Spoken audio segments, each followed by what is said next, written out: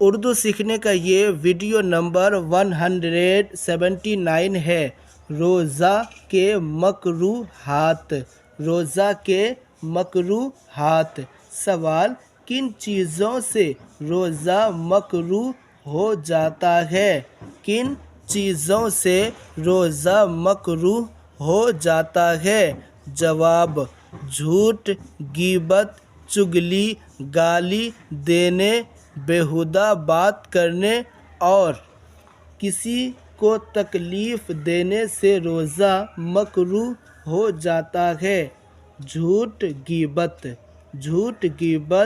چغلی، گالی دینے، بیہودہ بات کرنے اور کسی کو تکلیف دینے سے روزہ مکروہ ہو جاتا ہے۔ سوال: کیا روزہ دار کو کلی کے لیے منہ بھر پانی لینا مکروہ ہے؟ کیا روزہ دار کو کلی کے لیے منہ بھر پانی لینا مکروہ ہے؟ جواب: ہاں، روزہ دار کو کلی کرنے کے لیے منہ بھر پانی لینا مکروہ ہے۔ ہاں، روزہ دار کو کلی کرنے کے لیے منہ بھر پانی لینا مکروہ ہے۔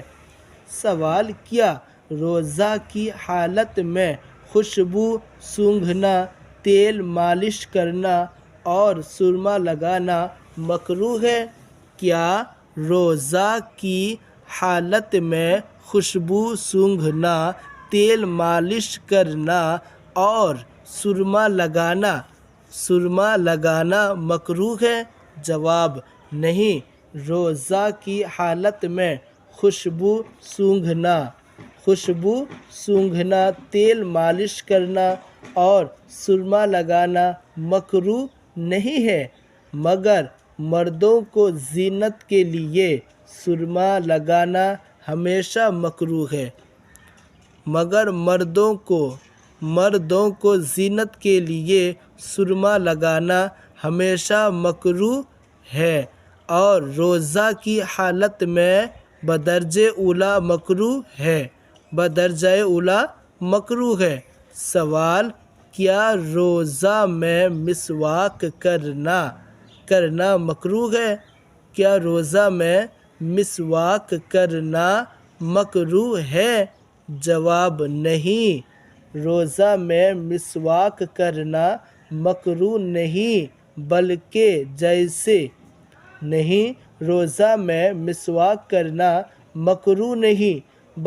جیسے اور دنوں میں مسواک کرنا سنت ہے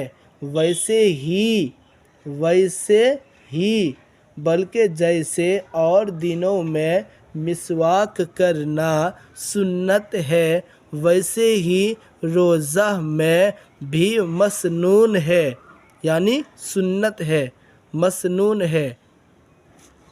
چاہے مسواک خشک ہو یا تر، سوکھا ہوا ہو یا بھیگا ہوا۔